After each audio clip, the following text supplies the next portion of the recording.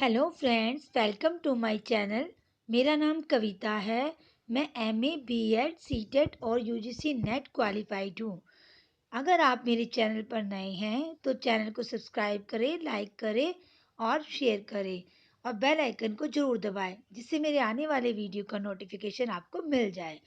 Okay friends, कल मैंने आपके लिए भक्ति काल की चौथी वीडियो डाली थी। इससे पहले मैं आपके लिए आदि काल की 9 वीडियो डाल चुकी हूँ फ्रेंड्स।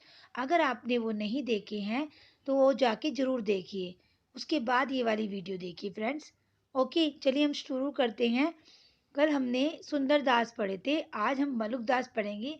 फ्रेंड्स, ये सारे ज्ञान मार्गी शाखा के संत कवि हैं और इनके आप ये नोट करते जाइए कि ज्ञान मार्गी शाखा में कौन कौन से संत आए हैं, क्योंकि ये पूछे जाते हैं फ्रेंड्स कि कौन से संत कवि हैं, कौन से ज्ञान मार्गी कवि हैं, कौन से सगुण भक्ति धारा के हैं, कौन से निर्गुण भक्ति धारा के हैं। तो फ्रेंड्स, ये निर्गुण भक्ति धारा में वो ज्ञान मार्गी शाखा के संत कवि माने जाते हैं फ्रेंड्स। ओके, चलिए स्टार्ट करते हैं।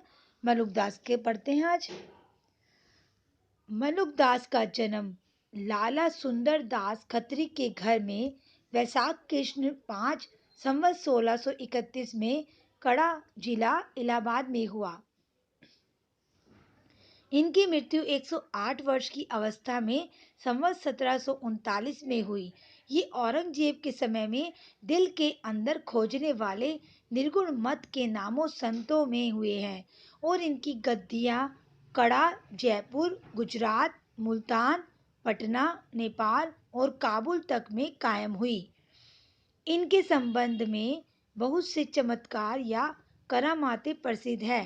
कहते हैं कि एक बार इन्होंने एक डूबते हुए शाही जहाज को पानी के ऊपर उठाकर बचा लिया था और रुपयों का तोड़ा गंगा जी में तराकर कड़ा से इलाहाबाद भेजा था। आलसियों का यह मूल मंत्र, अजगर करे न चाकरी, पंछी करे न काम, दास मलुक का कही गए, सबको दाता राम। ये फ्रेंड्स मलुक दास की इम्पोर्टेंट लाइनें हैं। इन्हीं कहा है, इन्हीं के इनकी दो पुस्तकें प्रसिद्ध हैं, रतन खान और ज्ञान बोध। इनकी पुस्तकें नोट कर लो फ्रेंड्स, रतन खान और ज्ञान बोध। हिंदुओं और मुसलमानों दोनों के उपदेश देने में प्रवृत्त होने के कारण दूसरे निर्गुण मार्गी संतों के समान इनकी भाषा में भी फारसी और अरबी शब्दों का प्रयोग है। इसी दृष्टि से बोलचाल की खड़ी बोली का पुट इन सब संतों की वाणी में एक सा पाया जाता है। इन सब लक्षणों के होते हुए भी इनकी भाषा सुव्यवस्थित और सुंदर है। कहीं कहीं अच्छे कवियों का सा पद विन्यास और कवित आदि छंद भी पाए जाते हैं। कुछ पद बिल्कुल खड़ी बोली में हैं। आत्मबोध, वैराग्य, प्रेम आदि पर इनकी वाणी बड़ी मनोहर है। दिग्दर्शन मात्र के लिए कुछ पद नीचे दिए जाते हैं। अब तो अजपा जपू मन मेरे, सुर नर असुर टहलुआ जाके, मुनि गंधर्व है जाके चेरे, 10 अवतारी देखी मत भूलो, ऐसे रूप घनेरे, अलख पुरुष के हाथ बिकाने, जब तै नैननी हेरे, कहा मलुक तू चेत अचेता, काल न आवे नेरे, नाम हमारा खाक है, हम खाकी बंदे, खाक ही से पैदा किए, अति काफिल गंदे, कबहू न करते बंदगी, दुनिया में भूले, आसमान को ताकते, घोड़े चढ़ फूले। अभी देखिए फ्रेंड्स, उन्होंने कहा कि हम खाक से पैदा हुए हैं और हम गंदे होते हैं। ये सब इन्होंने इस तरह से कहा है क्योंकि फ्रेंड्स जितने भी ये ज्ञान मार्गी कवि हुए ना, ये हमेशा नाम जप का सहारा लेते थे। मतलब ये इनका नाम दूसरा होता था जो अंतर ध्यान होके किया जाता था।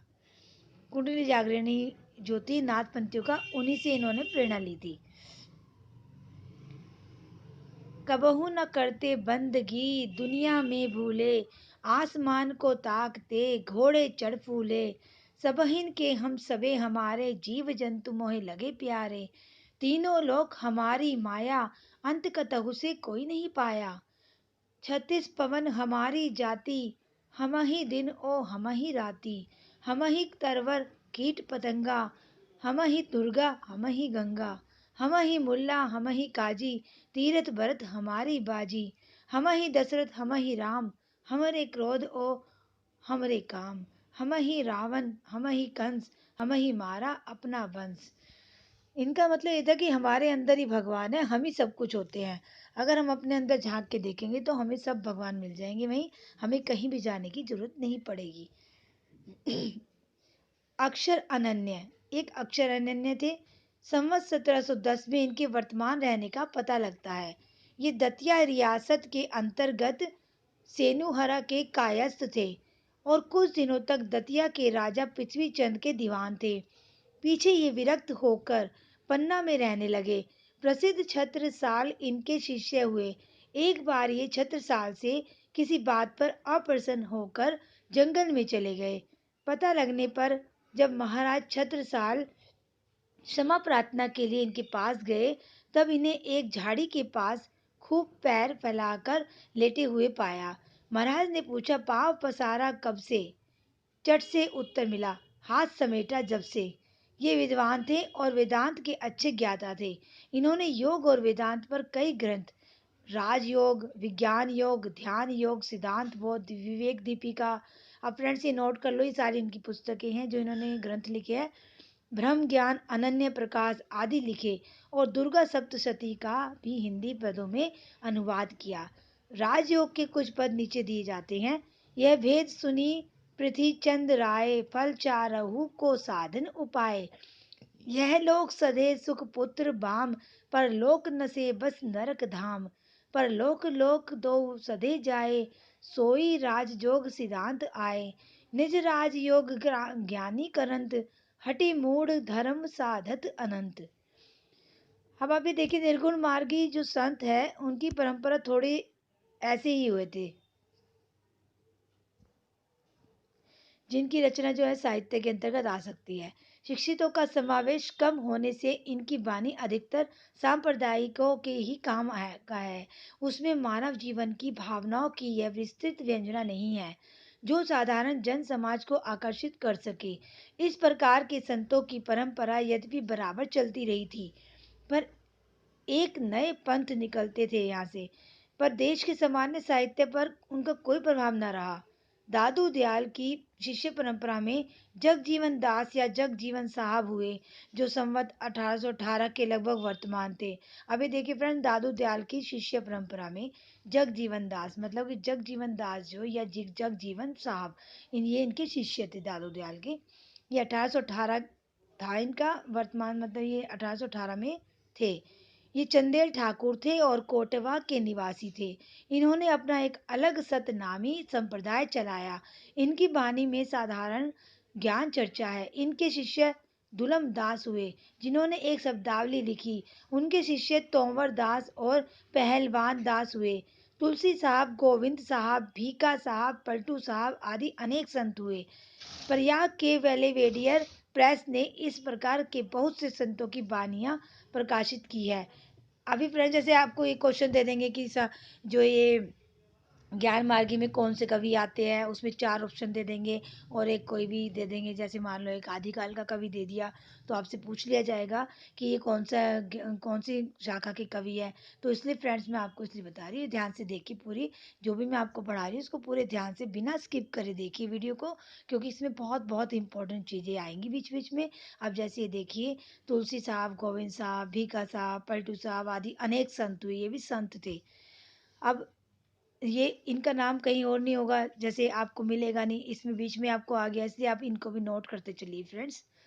प्रयाग के वेलवेडियर प्रेस ने इस प्रकार के बहुत से संतों की वानियां प्रकाशित की है।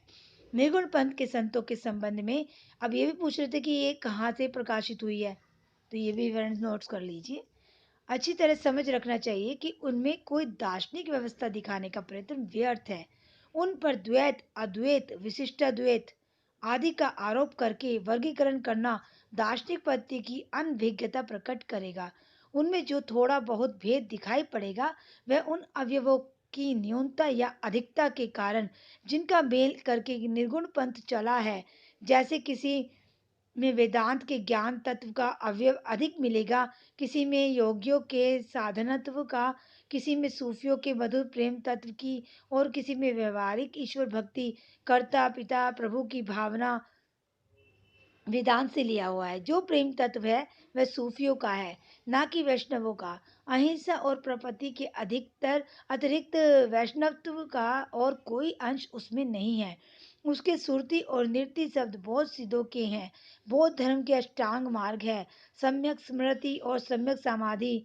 सम्यक स्मृति वह दशा है जिसमें क्षण क्षण पर मिटने वाला ज्ञान स्थिर हो जाता है और उसकी श्रृंखला बध जाती है।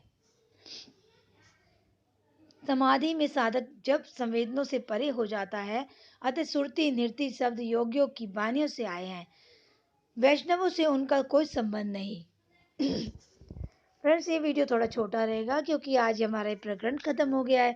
हम कल से तीसरा प्रकरण शुरू करेंगे भक्ति काल का फ्रेंड्स। और अब ये संदर्भ भी आप नोट कर लीजिए फ्रेंड्स। इस संदर्भ में जो दिया हुआ है ये भी कई बार इंपॉर्टेंट हो जाता है, इसमें से भी कुछ पूछ लिया जाता है।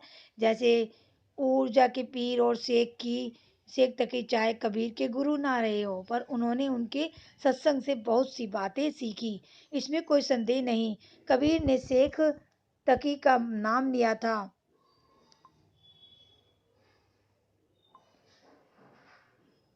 सॉरी फ्रेंड्स, थोड़ी डिस्टर्बेंस हो गई थी। मैं आपको बता रही थी कि आज का वीडियो छोटा रहेगा क्योंकि हमारा प्रकरण जो सेकंड वो ख़त्म हो गया है फ्रेंड्स। अब आप ये लास्ट में जो संदर्भ है उसको नोट कर लीजिए, इसमें भी काफ़ी इंपॉर्टेंट हो जाता है। मैं आपको ये बता रही थी, ये एकदम से ये थोड़ा सा क्लिक हो गया था तो चला गया था ये फ्रेंड्स, इसलिए मैं थोड़ा आपको ये डिस्टर्बेंस हो गई थी, इसके लिए सॉरी। अच्छा, अब ये देखिए ज़रा, इसमें बताया गया है, ये दी हुई है, ऊर्जा के पीर और शेख तकी चाहे कबीर के गुरु ना रहे हो, पर उन्होंने उनके सत्संग से बहुत सी बातें सीखी, इसमें कोई संदेह नहीं। कबीर ने शेख तकी का नाम लिया, पर उस आदर के साथ नहीं जिस आदर के साथ गुरु का नाम लिया जाता है। जैसे घट घट है, अविनाशी, सुनहु तकी, तुम शेख। इस वचन में कबीर ही शेख तकी को उपदेश देते जान पड़ते हैं। कबीर ने मुसलमान फकीरों का सत्संग किया था, इसका उल्लेख उन्होंने किया है। वे झूसी, जौनपुर, मानिकपुर आदि गए थे, जो मुसलमान फकीरों के प्रसिद्ध स्थान थे। मानिकपुर ही कबीर बसेरी मनह मदहती सुनी शेख तकी केरी, उजी सुनी जानपुर थाना, झूसी सुनी पीरन के नामा। इस पर सब की बातों का संचय करके भी अपने स्वभाव अनुसार वे किसी को ज्ञानी या बड़ा मानने को तैयार नहीं थे, सबको अपना ही वचन मानने को कहते थे। सेक कर अकरदी सकरदी और तुम मानहु वचन हमार, आदि अंत और जगू देखो दिठी पसारी। ओके फ्रेंड्स, आज के लिए इतना ही काफ़ी है और ये वीडियो थोड़ा छोटा रहेगा फ्रेंड्स क्योंकि आज हमारा प्रकरण सेकंड फिनिश हो चुका है और कल से हम प्रकरण तीसरा शुरू करेंगे भक्ति काल का। मैं फिर से बता रही हूँ फ्रेंड्स, अगर आपने मेरे पहले के वीडियो नहीं देखे हैं तो जा